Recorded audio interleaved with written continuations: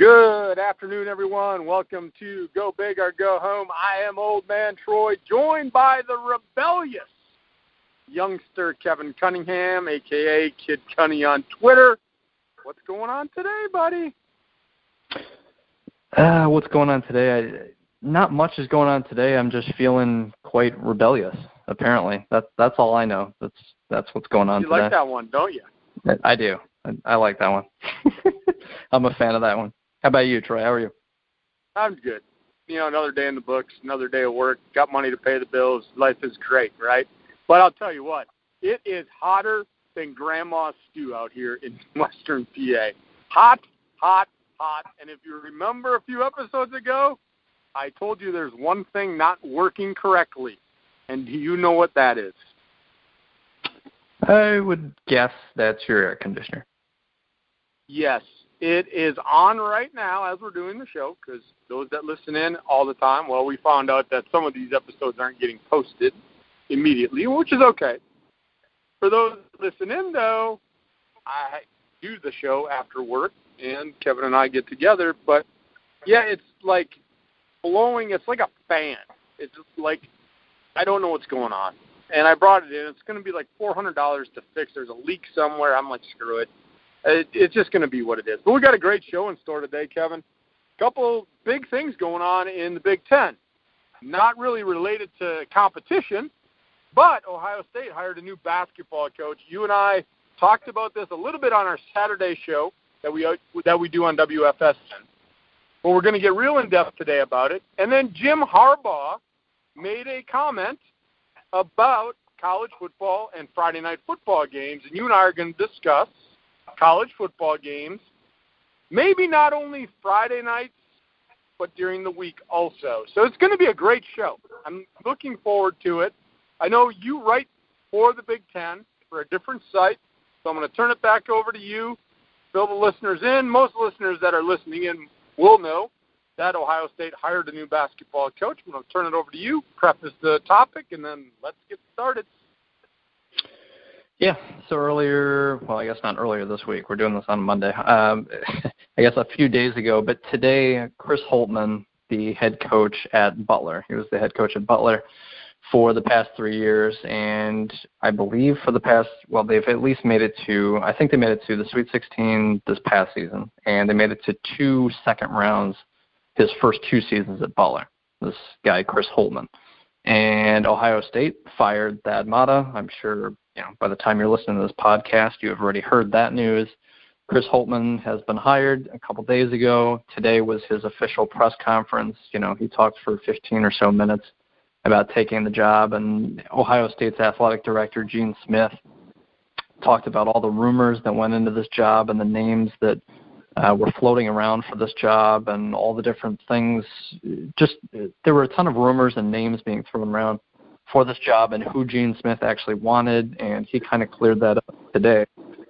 Well, cleared that up, quote unquote, if you want to believe him. Of course, he's going to say that Chris Holtmann's the guy he wanted all along. That's what he said during today's press conference.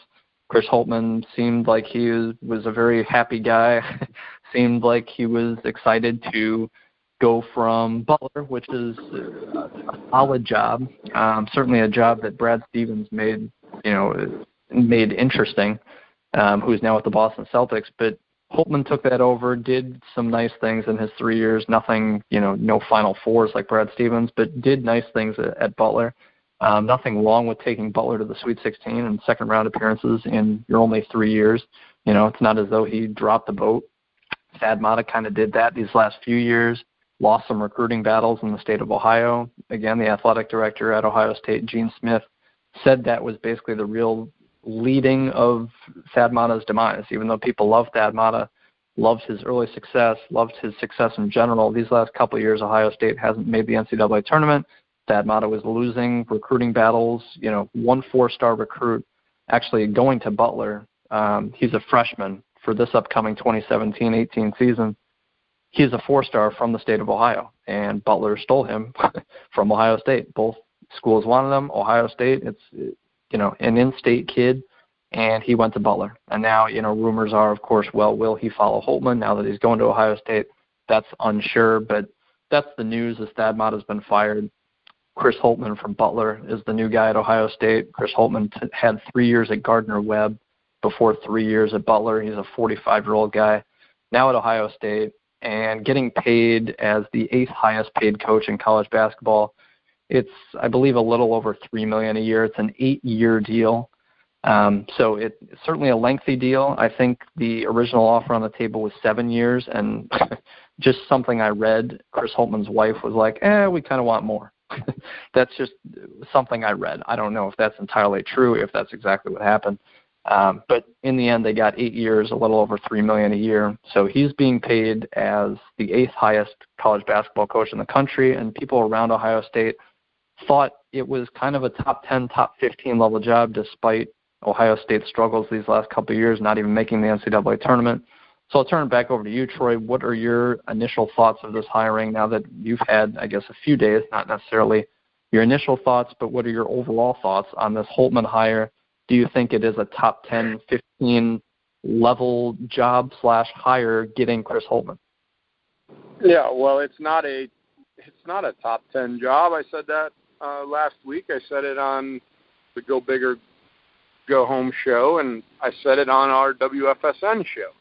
This is not a top 10 job. And so I don't know what the boosters have in their wallets or what they have in their brain, but it is not a top 10 job. It's a middle-of-the-pack Big Ten job right now. Now, could you turn it around? You definitely could. The problem is Ohio State is a football school. Now, you're going to get the resources. You're going to get the support of the athletic department. But really, basketball is always going to be overshadowed. They had a good run, Kevin, maybe 10 years ago, 13 years ago, where they were in the top 10 and made a couple Final Fours or runs at Final Fours. But since then, it's been a steady decline, and it's kind of leveled off to middle-of-the-pack Big Ten or bottom third of the Big Ten, if you want, however you want to break it down. But these boosters, I don't know if they were trying to entice some bigger name people to be involved in this hiring process or get their name in the hat.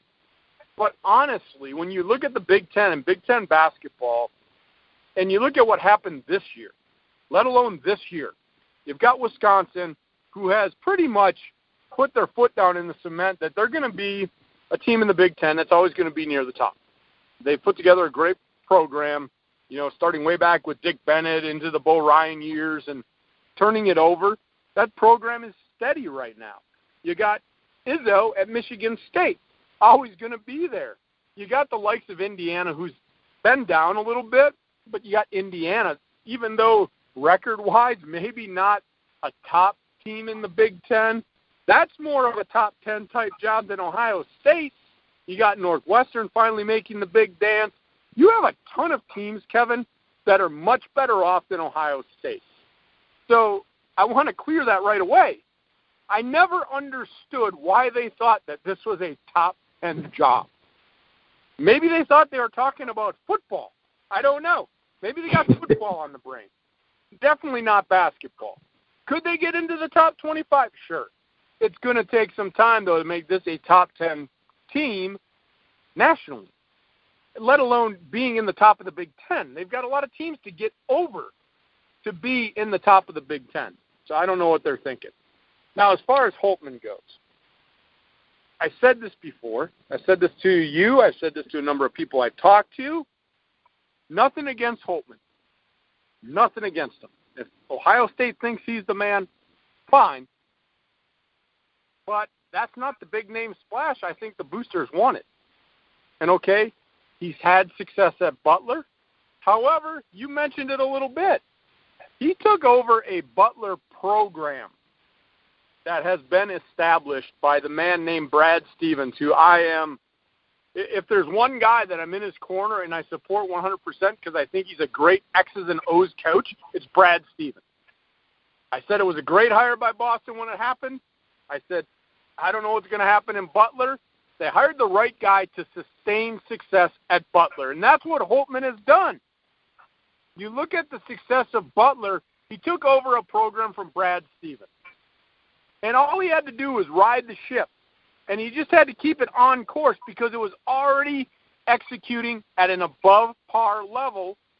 And Holtmann, his job was not to screw that up. Now, I've heard that he's a great recruiter.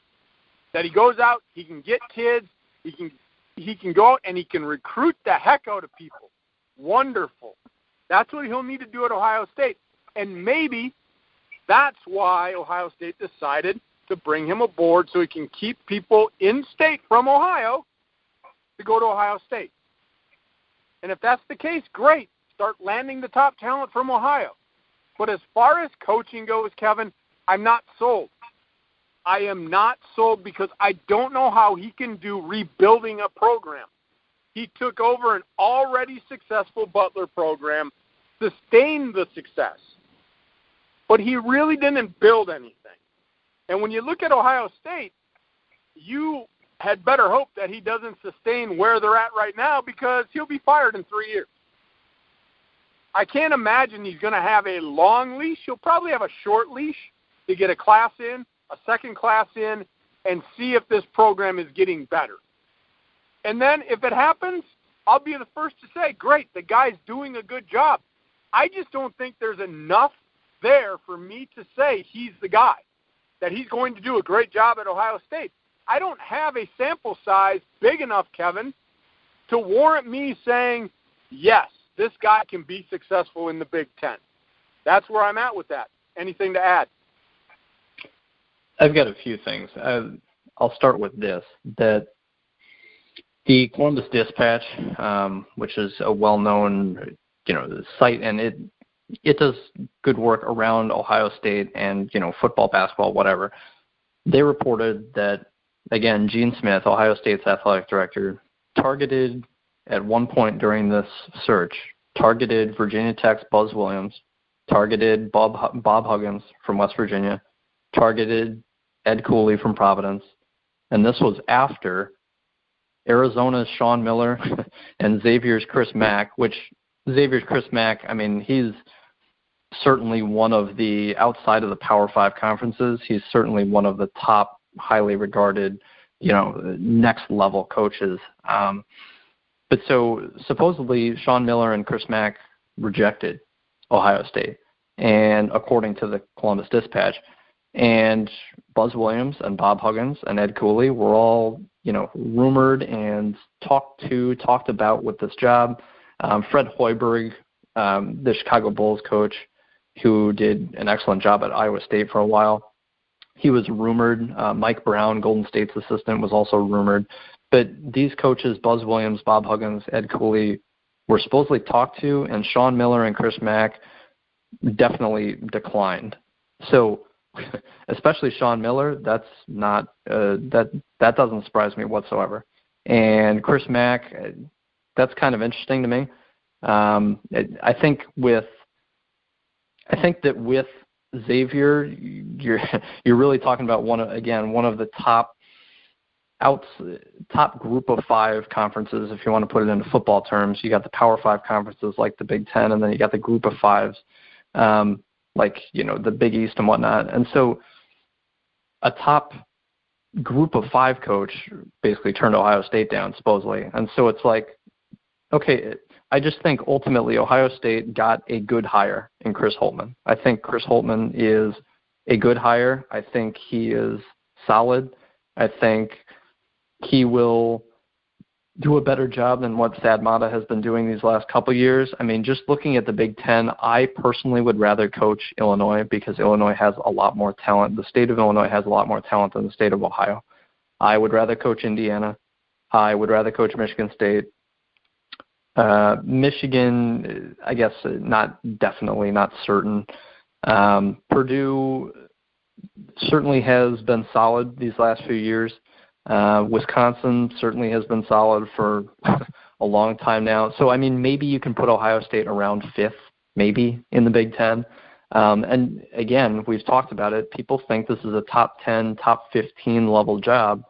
And I just think that ultimately the expectations around Ohio State basketball circles are just out of line. I think that's what it ultimately comes down to. And Chris Holtmann said, basically, not quoting him directly, but basically bring on the expectations. We know we're at Ohio State. We know the expectations will be there. I just think that, like you said, Troy, it's almost as though they view this Ohio State basketball job as if it's the football job. And Ohio State football, yes, top 5 job automatically, no question about it. Basketball, top 10, top 15. Oh, it's a football school. We're still Ohio State, though. This is a top 10, top 15 level job. That's just not the case. And to ask Sean Miller to leave Arizona, to me, is insane.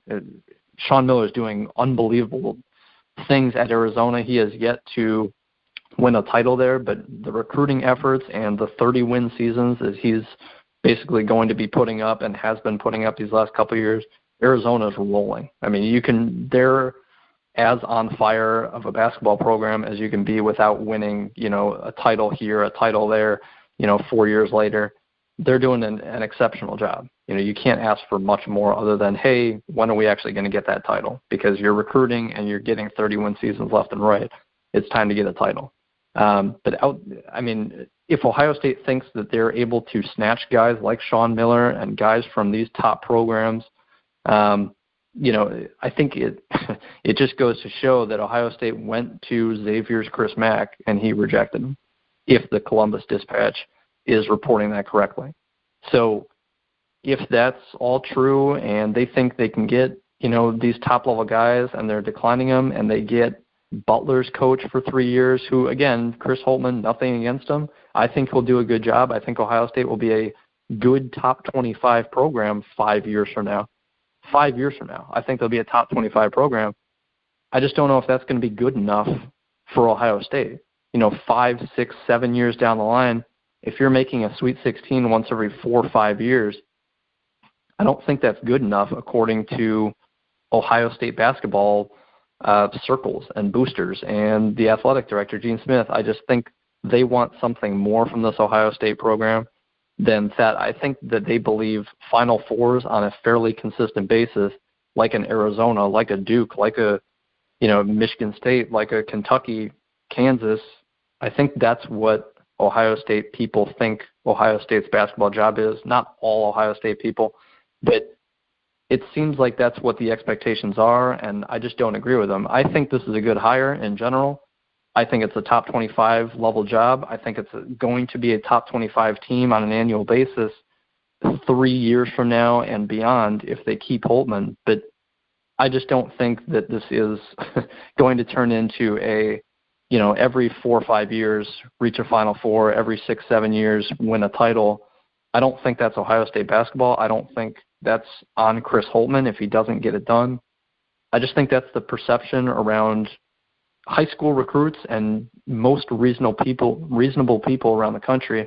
You only have a select few jobs like that. You have Arizona and UCLA, I guess, can be. Michigan State in the Big Ten is probably the only one. Indiana probably has those lofty expectations if they think they have the right coach. Duke, North Carolina, Kansas, Kentucky. Outside of that, Ohio State's not close to those schools, and I think Ohio State people that do think Ohio State is close to those schools, I think they need a reality check, and they're going to get it over these next at least 5, 6 years. Yeah, Kevin, like you said, the verdict's out on this guy, and almost part of me feels bad for him because he's coming into a job with lofty expectations where the boosters think this is one of those programs. And so if he does not have that success, that's why I'm saying 3 years from now, the program might be on a steady incline, but is it going to be good enough for the boosters? Because we all know when you look at it, you're going to be compared to the other sport, which is football. Well, if football has a chance to win national championships, why can't we win national championships in basketball? Well, it's a little bit different. Now, as far as a Big Ten job, for Holtmann, why wouldn't you jump at that opportunity? It's a Big Ten job coming from Butler. You have to do it. Especially where you're at in your career. But these other guys, they supposedly targeted, Kevin, come on now. Just, really? Really? Why even waste the phone call? Those guys are set where they're at, and they're very successful. I can't imagine Sean Miller leaving. You brought that name up. I can't imagine him leaving Arizona for many jobs. He might have his bucket list school that he would say, these are like the 4 leave Arizona for. He's got such a cush job out there, and I'm not saying that in a bad way, that he doesn't work and he doesn't put a lot out. I mean, he has done marvelous. I had them going very far last year in the tournament, Kevin. He does great things there. What I mean by that is he has built such a great job that he can write his own ticket now. When somebody calls him, I would imagine Miller picks the phone up and hits that little red dot on the bottom of your phone. That means hang up. I'm not listening to anybody unless you're one of my schools that I want to go to, because that's what Sean Miller has done. And for me to even hear that they picked up a phone to call him and even ask, come on. Really? There's not enough money in the world for him to leave Arizona and say, yeah, okay, I've built an empire at Arizona. And by empire, I mean a great program. Like you said, he's lacking a title. I think it's just a matter of time before he gets that title. And he's just sitting there going, I'm going to keep doing what I'm doing.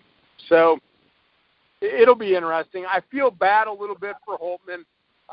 Like you said, I'm not against the hire. I kind of feel bad for him, though, because I think he's going into a situation, and I don't think he's got the full picture. And I don't think that the expectations from his level to the boosters' level are on the same page right now. Now, maybe behind closed doors, we don't know what goes on, Kevin. But, man, if I'm him and I see, well, they targeted so-and-so, and they targeted so-and-so, and they targeted so-and-so, all of a sudden you're falling down to like the seventh guy on the list. So are you really the guy? The answer is no, you're not. You were the best available guy after everybody else turned us down. And I don't know if I'd want to be that guy. But for Holtman, good. I hope he does well. I want to see success. I want to see all teams in the Big Ten do well, because when all the teams are doing well, makes the conference better. That's all I got, youngster. Yeah, and I'll add my last little piece before we move on, but I'm with you that when I saw Sean Miller's name, it's like, what in the world is Ohio State thinking? Because like you said, I mean, you said you picked him to go really far. I picked him this past year to win the whole thing. So they've got another top 5 pick, DeAndre Ayton, who's the top center. He's going to be a monster defensive, shot-blocking, rebounding big. I believe he was a 7-footer. They've got him as an incoming freshman coming in. He's going to be a top 5 pick. Sean Miller's got that program absolutely rolling. Like you said, maybe there's 1-2 schools that Sean Miller's just like, hey, if UCLA called me, I think they're the top actual program on the West Coast. Right now, to me personally, I think Arizona's the top school out west. That's the top program on the West Coast of the country. So you can make arguments for Gonzaga. You can make arguments for UCLA. Some people think USC can be in that same boat. And I think they, can be if they got the perfect coach. I think they've got a really good coach. The name's escaping me. But I think USC is going to be a program on the rise for the next few years. But Arizona is a step above them all. I think Gonzaga is obviously up there. But I think Arizona is getting more top recruits and having more consistent, excellence than Gonzaga. I think Gonzaga always has great records, and people question them, and they usually don't end up in Final Fours. This was the first Final Four they ever made, first title game they ever made this past season. So I think Arizona is the dominant program out west. To ask Sean Miller and pick up the phone, like you said, Troy, it was ridiculous to me. I laughed when I saw it initially. Guys like Buzz Williams, Bob Huggins, Ed Cooley, it's not known if they declined it. It's not known if they were called afterwards and said, hey, we've obviously got the job. How interested are you? We don't know if Chris Holtman was their top guy after Sean Miller or Chris Mack, but that's what it sounds like, according to this Columbus Dispatch report. But Gene Smith, again, the athletic director at Ohio State, says Holtman was our number 1 guy all along. I don't believe it. Obviously, I don't think you believe it, Troy. Frank Martin from South Carolina. Whatever. I'm going to interrupt you and say whatever. Come on. Who knew of Chris outside of a really in-depth college basketball person? Who knew of Chris Holtman? Who knew of him? He was not your number one guy. Don't try to smooth it over. Don't try to make him feel good. Don't try to make your fans feel good. Nobody knew who Chris Holtmann was. Heck, Kevin, I'll admit, I knew their coach. I didn't know how to spell his last name when I tweeted it out. I had to actually look it up to make sure I spelt it right. I didn't know much about Chris Holtmann. So don't tell me he was your number one guy. No way, no how. Don't believe it. Agreed, especially if you think you're a top 10, top 15 level job. And me personally, I'm a college basketball nerd. I know way too much, more than 99% of the people listening to this show. That's not to brag at all. That's just me. I love college basketball. If I had to cover one thing for the rest of my life, it would be college basketball. That's how much I love college basketball, the turnover of it. But so I didn't know how to spell Chris Holtmann's name. I had to double check. There's 2 N's on the end of it. That's not how I would have guessed. So, again, I knew their coach. I knew he was doing a fine job, especially recruiting. You would see Butler getting, a top 50 recruit here and there, couple, top 100 recruits these last few years. That's all fine and dandy. That's all cool. Again, I think it's a good hire. I do.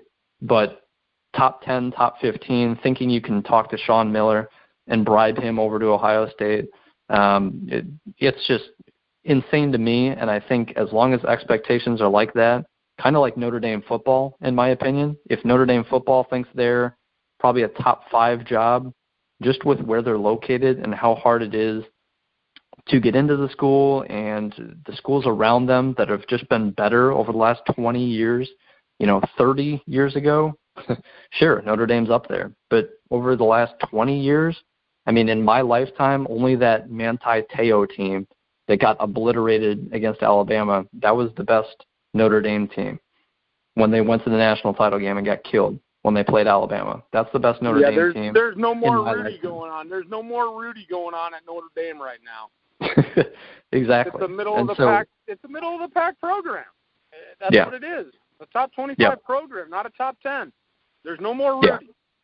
Come on, Notre Dame. Get real. Reality check, like you said, Kevin. No more Rudy. It's a top 25 program, not a top 10 program. Yep. That's my thoughts. So I'll move on. We'll move on. And from Ohio State basketball, which probably got more coverage over this last week than it has over the last 2 years, because, again, Ohio State basketball hasn't been to the NCAA tournament the last 2 years. We shift gears to football, and obviously football starts in extremely late August. And it is June 12th as we record this podcast on a Monday. And Jim Harbaugh on today, June 12th, was on the Rich Eisen show, and he was asked about a multitude of things, was asked about Friday football. I believe Ohio State's season opener is August 31st this year, which is on a Thursday, I believe. Yeah, it is. I think Indiana also plays on a Thursday. There might be one other Big Ten team, football team starting its season on a Thursday. But so, Big Ten football on a Friday has been discussed, and it seems like it's almost a certain going forward that games will take place, not in exchange of Saturday, primarily, but on the occasion, once a month. That's just my understanding of it. I haven't looked in depth at it. It's something I'll have to do. But the discussion of irregular Big Ten Friday night football games, just Friday football games in general, has been discussed by, athletic directors and Big Ten commissioner and stuff like that. So I guess my question to you, Troy, is should Big Ten football be played on a Friday? Would it be a cool thing? Jim Harbaugh on the Rich Eisen show today said he's absolutely against it, said it's bad for the game of football, said Friday football is all about high school, Saturday is all about college, and he didn't say this, but Sunday is typically your day for NFL football. Monday night, you look forward to the Monday night game. I think football has its schedule set. Thursday night football for the NFL has kind of been a bust ratings-wise. They put a lot of money into it, so it's going to continue for a while, but it hasn't had great ratings. Part of that is due to matchups, but that's just what you get on Thursday night football. Not many teams like playing on Thursdays. it sounds like a lot of teams and coaches like Jim Harbaugh don't want to play Friday night football for college football. So what are your thoughts, Troy? College football is meant to be played on Saturday. Saturday only. No Monday night Big West games. No MAC games on Tuesday. I hate college football during the week. There. That is my stern opinion. Saturday football only. I like Saturday night football. College football, it's awesome. Saturday afternoon, typically Big Ten football. Nothing better than a fall day in October, turning it on 1 o'clock Eastern, watching my team play, or 12 o'clock Eastern, whatever time the game's on. And then you got the afternoon games, usually a West game, like a UCLA playing, maybe a Stanford. And then you have a marquee matchup Saturday night game. Why do you got to tinker with this crap? The NFL did it, but get rid of Thursday night football. Don't like it. Get rid of it. Monday night's cool. Sunday, that's cool too. College football. Sit on your hands. Saturday, only football. Because you're not going to get me. I can't even stand the MAC games, the Big West games, Mountain West games, whatever they are out west. I don't like them during the week. Get rid of them. So I think Jim Harbaugh is right on task, Kevin. Big Ten football, Saturday. Saturday, Saturday, Saturday. I think I proved my point. Or at least you get my point. I don't think I proved my point, but I think you get where I'm coming from.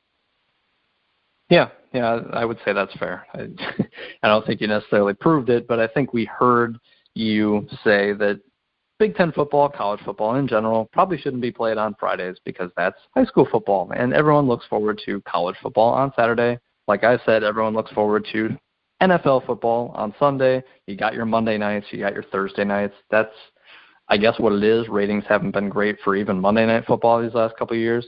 So I think just in general, football has its schedule down pat. And the other thing, I guess there's two quick things I wanted to point out with this, that in general, I think that you have a lot of college or high school recruits, and they're obviously playing on Fridays because that's when high school football takes place.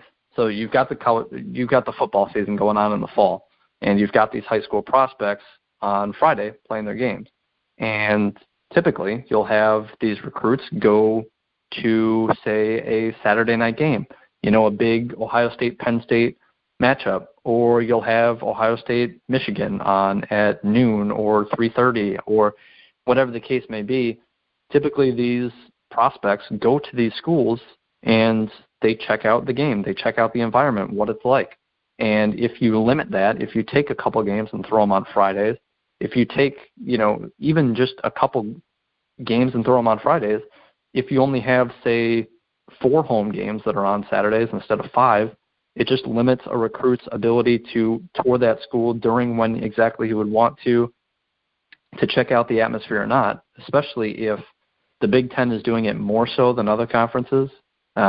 If you have Ohio State or Michigan or whatever Big Ten school playing 3 or 4 home games on Saturdays as opposed to 4, 5, 6 for, say, an SEC school. Say a kid is looking at Michigan and he can only go, these 3 or 4 weeks because he's visiting South Carolina and he's visiting LSU and he's visiting Ohio State and he's visiting Alabama, and Michigan's like, well, we've only got this, these 2 dates available for you because we're hosting, 4 other recruits this week, 4 other recruits that week.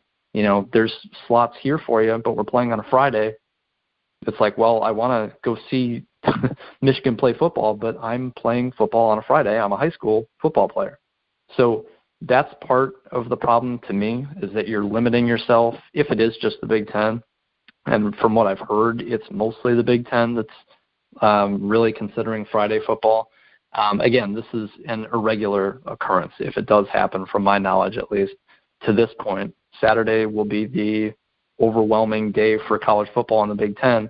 But if it does happen, you will have the occasional Big Ten game on a Friday. And I just think that limits Big Ten football. I think that college football shouldn't necessarily spread itself out too thin. I think the NFL, which is miles bigger than even college football, which arguably is bigger than the NBA, realistically. I think college football during the regular season absolutely gets followed more than the NBA does. NBA playoffs do well up until the finals, then they do really well from a ratings perspective. And a clicks perspective, college football, everyone knows that if you lose one game, you're generally out unless you have one of the top 10 elite teams that can afford to lose one game. You know, if you lose two, you're done, basically. So every game has meaning in it. Every fan wants to see college football on a Saturday. And every general football fan, maybe you're a dad and you have a kid who's playing football on Friday nights, and you can't see your team play on Friday night because inevitably you go and instead you watch your kid on Friday playing high school football. I just think in general that you're kind of messing with the flow. I think the NFL somewhat spread itself out too thin by adding Thursday night football. Those ratings haven't helped. I think college football is lesser than the NFL. I think once you start floating into Thursday games for Ohio State and Indiana and you start putting games on Fridays, I just think it hurts the product overall. I think, like Jim Harbaugh said, it hurts the game of football overall. It doesn't help anything, in my opinion. There's no real benefit to it. I'm all for change and for evolving, and if that's what people want to do, that's great, if it makes sense. I'm just not seeing necessarily the dividends for it, college football in general. I'm just not seeing it. Well, there's no advantage to it, Kevin. There's really not. What are you gaining by playing on Friday night? The biggest point, you got high school football on Friday. What are they going to start playing high school varsity football games on Wednesdays now, or on Sunday afternoon and compete with the NFL? I mean, come on. I love football like the next person. I love every football. I'll go watch a Pee Wee football game if I'm driving by on a Saturday morning, and it's at the stadium, at the high school stadium, and I know they're playing. I'll stop for 10, 15 minutes and watch Pee Wee football. I love football that much. But there's a time and a place for games, and there is overkill. The NFL has already proven it's overkill. These Thursday night games, for those that know of me, know that I had done a show called the Red Light Sports Ramble. Previously, I did a show with Evan Witalison about this, and we talked about too much football, too many days of football. When it's 1 day or 2 days, you get excited for it. When it starts becoming every day, it actually becomes a nuisance. Like, oh, another day of football. Oh, who's playing? Like, if Thursday night football, Kevin, was maybe like just November and December later in the year, it would be like, ooh, okay, Giants, Eagles playing. Ooh, they're both at the bottom of the – who cares? I'll catch a Thursday night game. Now it's Thursday night every week, and it's bad games. And, again, you can't pick the schedule. You don't know how the teams are going to be doing. But even Sunday night football, I think, is losing some relevance. Even Sunday night football is. And Monday night football. Saturday afternoons, the ratings are still probably pretty good. But in the world of the Internet right now, Kevin, and the way that you can get direct TV and Internet, TV ratings for all sports, they're not great because you have so many other ways to get access to these games. And I don't know if they think by spreading it out that they can increase the ratings. To me, they're just diluting it. They're making it worse because as a fan, I want these games all in the same type time frame. That's just me. Maybe I'm an old school guy. I am older. I'm an old man. Maybe I'm off in left field. I don't know. But at the end of the day, I grew up and football for college was on Saturday, high school football Friday night, NFL football on Sunday afternoon and Monday night, and bam, I had Tuesday, Wednesday, Thursday to prepare for the weekend of football, and I loved it. But now it's all about money, it's all about sponsorships, it's about advertising. My God, how many days of football do we need? It worked in the old days. It really did work. Go back, they were still making a ton of money back in the 70s and 80s. They were.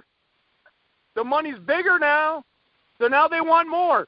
It comes down to it, Kevin. The only reason this comes up, and I'll say it flat out, they're greedy. They want the greenback. Stop being greedy. Look out for your fans. Friday night, high school football. Saturday, college football. Sunday, Monday, NFL. There, boom, done, have it. It would work. Absolutely, and I think you brought up one good point, and I'll touch on that. There's something that just came out that I think is worth talking, 5-10 minutes about, and then we'll wrap up the show there. But so I think the point you brought up that was interesting and cool to me, and it makes sense, is you have your schedule for football, and you understand that Friday nights is for high school football and Saturdays for college and Sunday is NFL. You have your once in a while Monday night game. That's cool. You look forward to it on Monday after work, getting back home from, the start of your work week. I get it. Like you said, I think it's diluting it. I think there's something to having a set schedule and knowing exactly what football is on during what day and what time. And so, again, I think spreading it out, like you said, it's just diluting it. It's not helping things. And so just because there's more, just because you get, a rating for it doesn't mean it's a great rating, doesn't mean that it should happen.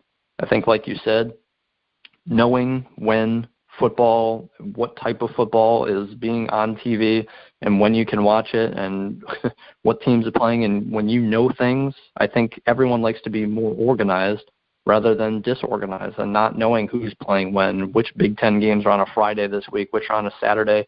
Even college basketball, as much as I love college basketball, you don't know if Michigan State's playing on a Monday, Tuesday, Wednesday, Thursday, Friday, Saturday, Sunday. You don't know exactly when that is. You literally have to look it up because you don't know. It could happen at any day. That's part of having 35 games, on your schedule every single regular season, which leads me into this last, 5-minute topic. Jim Delaney was talking about, and this is the Big Ten commissioner, he was talking about the Big Ten basketball, and you can, go back on the football topic if you want, Troy, but last couple minutes of the show, just figured I'd bring this up.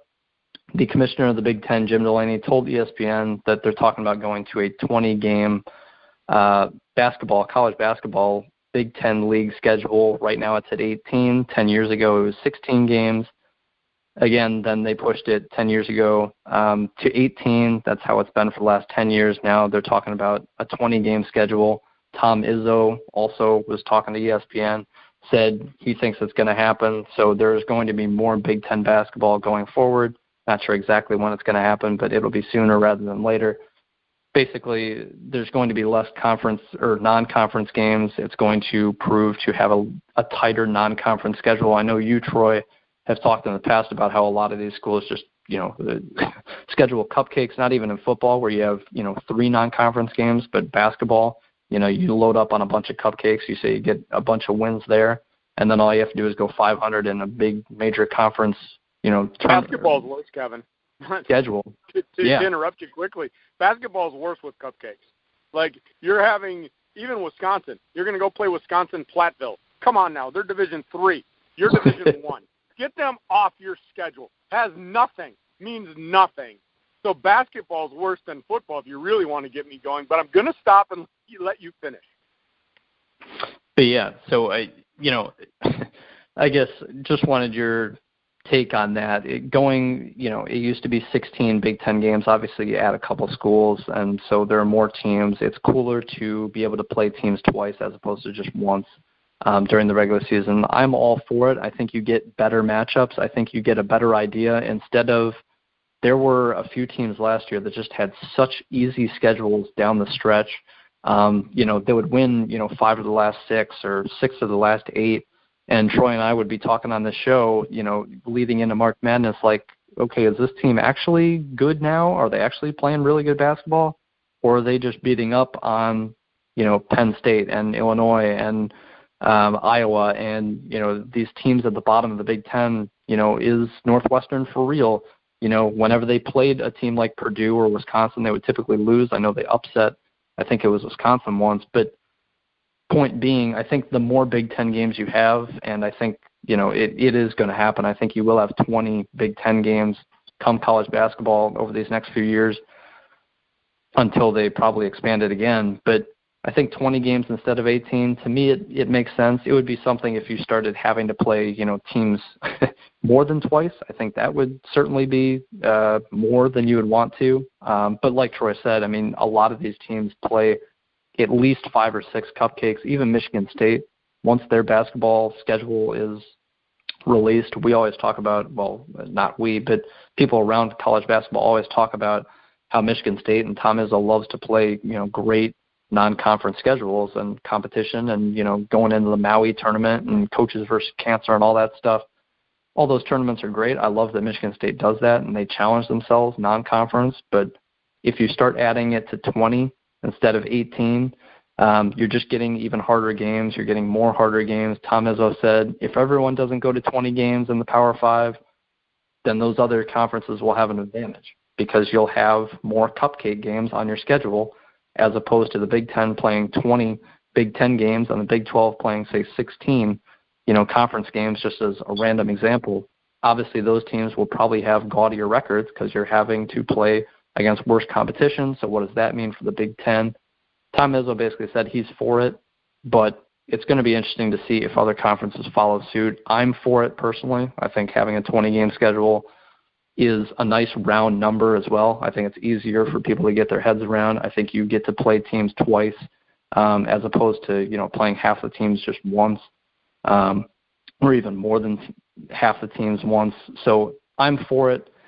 Just wanted to get your quick take on it, Troy. Love it.